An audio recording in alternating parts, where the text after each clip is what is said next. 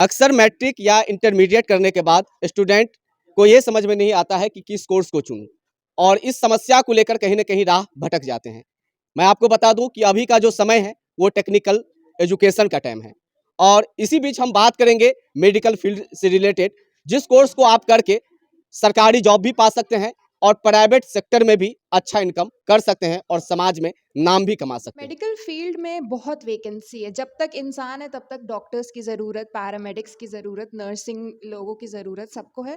तो जब तक हमारी कंट्री का हेल्थ केयर सिस्टम हमें डेवलप करने की ज़रूरत है, हमेशा वैकेंसी अवेलेबल रहेगी। बिहार सरकार से भी मान्यता प्राप्त है और बिहार मेडिकल यूनिवर्सिटी से भी मान्यता प्राप्त ये प्रोसेस में है और इसलिए ये इंस्टीट्यूट जो है और सबों से अलग इस माने में भी है कि ये एक सरकारी संस्था के तौर पर ये संस्था है। और बच्चे एडमिशन ले सकते हैं, जिसके लिए हमने इसलिए यहाँ पर जो फीस है वो बहुत ही नॉमिनल रखी है और इसके साथ साथ हमने मंथली और क्वार्टरली और सेमेस्टर वाइज इस तरह से फीस की हमने वो फ्लेक्सिबिलिटी रखी है कि स्टूडेंट्स आसानी से उसको किश्तों में 2000 महीने के हिसाब से 3000 महीने के हिसाब से वो धीरे धीरे पढ़ें और वो उसको दे सकते हैं। जी, हम पहुंच चुके हैं इस वक्त Darbhanga institute of paramedical science में और ये ऑफिस है। हम ऑफिस के अंदर अभी इनके हैं और सामने में जो मैम है वो क्लास दे रही है। हम क्लास रूम के अंदर इन कर रहे हैं और आपको दिखाएंगे कि इस इंस्टीट्यूट में जो पैरामेडिकल कोर्सेज होती है उसको लेकर जो यहाँ पे टीचर हैं वो किस तरह से एजुकेशन दे रही है और साथ साथ यहाँ पर आप देख रहे होंगे वीडियो में, यहाँ पर आप देख रहे हैं जो टीचर हैं, हम इनसे बात करेंगे और जानेंगे कि इस पैरामेडिकल इंस्टीट्यूट में किस तरह का कोर्स होती है और इस कोर्स को लेकर खासकर उन स्टूडेंट को क्या कहेंगे जो मेडिकल फील्ड में कैरियर बनाना चाहते हैं। अगर आप भी मेडिकल फील्ड में कैरियर बनाना चाहते हैं तो इस वीडियो के अंत तक देखिएगा, क्योंकि हो सकता है ये एक वीडियो आपकी भविष्य को उस रास्ते तक ले जाए जिस रास्ते पे आप जाना चाहते हैं और मंजिल भी पाना चाहते हैं। चलिए हम बात करते हैं और जानते हैं। जी, सबसे पहले अपना नाम बताएंगे आप? गुड इवनिंग, मेरा नाम सुमैया तारिक है और मैं MBBS स्टूडेंट हूँ और यहाँ की फैकल्टी भी। Darbhanga institute of paramedical science के? जी हाँ, Darbhanga institute of paramedical science की फैकल्टी हूँ मैं और यहाँ बच्चों को पढ़ाती हूँ और प्रैक्टिकल बेसिस उनकी नॉलेज को बढ़ाती हूँ। ये बताएंगे कि जिस तरह से यहाँ पे कोर्सेज होती है तो ये किस स्टूडेंट के लिए बेहतर होंगे? आर्ट्स, कॉमर्स, साइंस या मैट्रिक या इंटरमीडिएट के जो स्टूडेंट हैं उनके लिए? साइंस के लिए प्रेफरेबली, जिनके पास बायोलॉजी है उन लोगों के लिए। उन लोगों के लिए। जी। अगर कोर्सेज की बात की जाए तो कौन कौन सी कोर्सेज इस इंस्टीट्यूट में होती है जो पैरामेडिकल इंस्टीट्यूट है? DMLT का कोर्स है, OT असिस्टेंट का कोर्स है, ड्रेसर का कोर्स है और भी बहुत सारे कोर्सेज हैं। जो स्टूडेंट 12th का एग्जाम देने वाले हैं या फिर जो 12th कर चुके हैं और उनको ये समझ में नहीं आती है कि आखिर मैं बायोलॉजी लेने के बाद कौन सा कोर्स करूं, तो बेहतर कौन सी कोर्स होगी?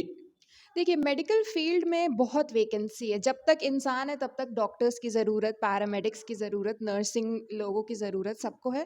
तो जब तक हमारी कंट्री का हेल्थ केयर सिस्टम हमें डेवलप करने की ज़रूरत है, हमेशा वैकेंसी अवेलेबल रहेगी, हमेशा इनफैक्ट शॉर्टेज ही होगी, कम ही लोग होते हैं। तो ज़्यादा बेहतर है कि आप भी इस मेडिकल फील्ड में आएँ और इस वैकेंसी को फुलफ़िल करें, एक सोशल सर्विस करें, लोगों की मदद करें, लोगों के चेहरे पे मुस्कान लाएँ। अच्छा, ये जो कोर्सेज हैं इसको करने के बाद सरकारी या गैर सरकारी किसी भी संस्थान में काम कर सकते हैं?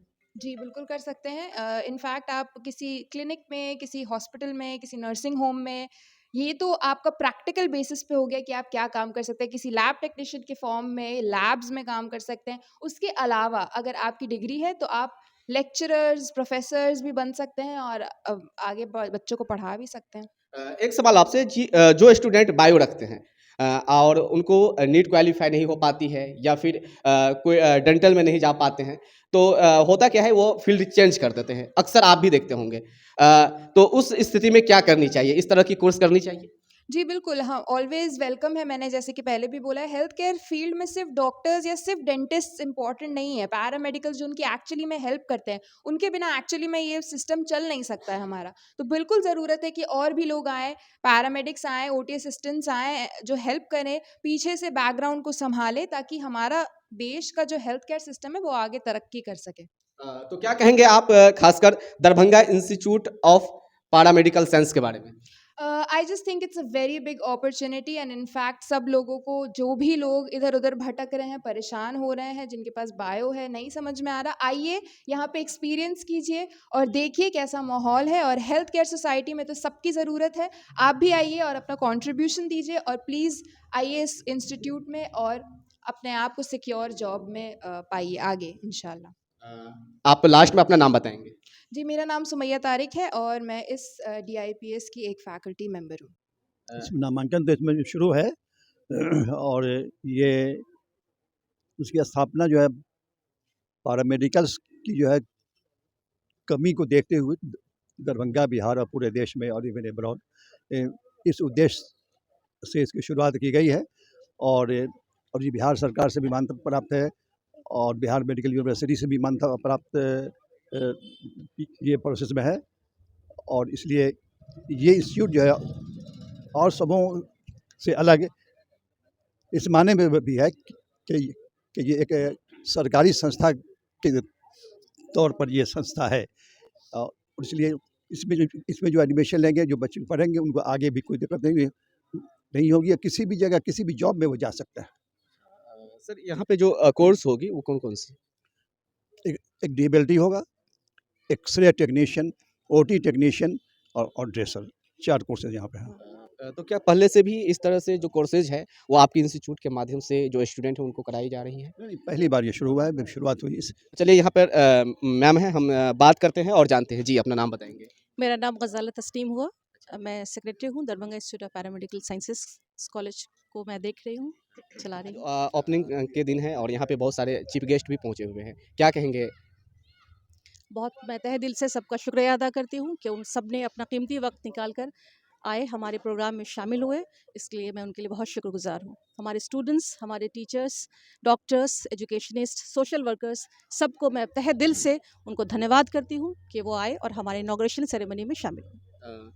मैम ये बताएंगे आप कि जिस तरह से ये कोर्स बताया गया कि यहाँ पे होती है, जो भी कोर्स हो, उसके लिए क्या नॉर्मली जो भी पुअर फैमिली या किसान फैमिली से स्टूडेंट होंगे वो एडमिशन ले सकते हैं, कोई भारी नहीं पड़ेगा?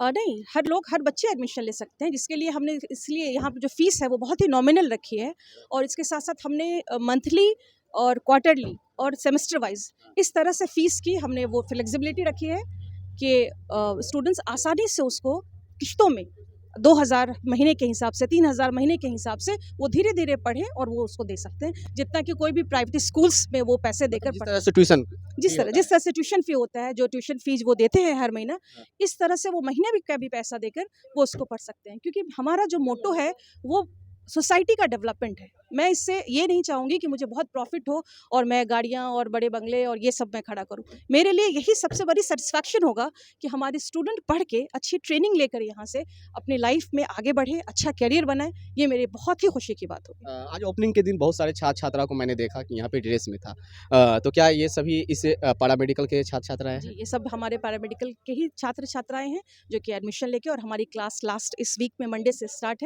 हो चुकी है, जो कि क्लास भी सब करते हैं और बहुत सैटिस्फाइड भी हैं। क्या लैब की व्यवस्था यहाँ पर की गई है? जी, यहाँ पर लैब चारों कोर्सेज़ के लिए लैब की व्यवस्था की गई है, जिसमें हम बेसिक ट्रेनिंग देंगे और जो लाइव ट्रेनिंग है, वो हम लाइफ केयर हॉस्पिटल जो हमारा जिससे हमारा इंस्टीट्यूशन अटैच है, उसमें हम इनको लाइव ट्रेनिंग देंगे, जहाँ पर कि ये अगर इनको जो ब्लड निकालना है, वो डायरेक्ट पेशेंट्स के साथ वो सीखेंगे कि उनसे ब्लड कैसे निकालते हैं, किस तरह से उसको सिस्टम में डालते हैं और किस तरह से जाँच करते हैं, किस-किस लिक्विड का यूज़ करते हैं, ताकि ये लाइव ट्रेनिंग के साथ ये अच्छी स्किल पा सकें। जो छात्र-छात्राएँ यहाँ से कोर्स करेंगे, जो भी 4 कोर्स आपने बताए हैं, तो क्या उस कोर्स को करने के बाद वो कहीं भी रोज़गार पा सकते हैं या खुद को स्वरोज़गार बन सकते हैं?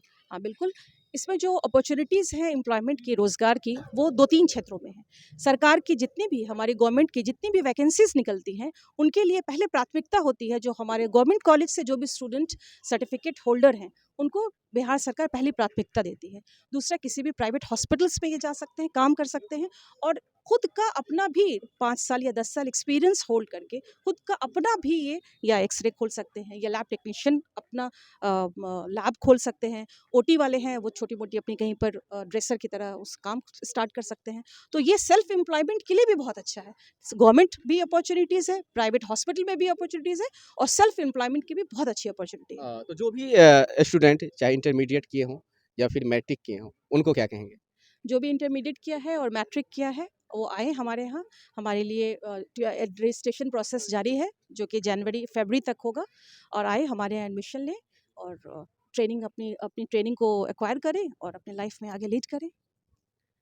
नसीम अहमद रिफ़त मक्की। क्या कहेंगे दरभंगा इंस्टीट्यूट ऑफ पारा मेडिकल साइंस के बारे में आप? बहुत ही अच्छे ढंग से खुला है ये दरभंगा इंस्टीट्यूट ऑफ पारा मेडिकल साइंस। सारे लोगों ने बता दिया है कि डॉक्टर शब्बीर अहमद साहब के देख रेख में ये चल रहा है और काफ़ी काबिल हैं, और यहाँ अपना हॉस्पिटल चलता है।